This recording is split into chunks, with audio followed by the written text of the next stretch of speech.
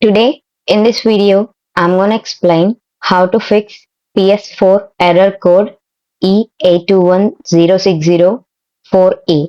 An error occurred with the payment. Go to settings, then go to account management, then click on account information, then go to wallet, then go to payment method. Now select your credit or debit card. Now click on delete. Now re-add the card.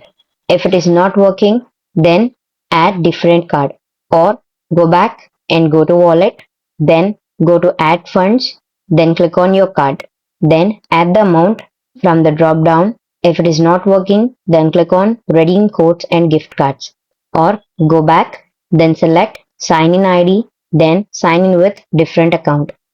By following these steps, you can fix PS4 error code E-8210604A. This video helped you out, please leave a like and comment down below. If this worked for you, thanks for watching.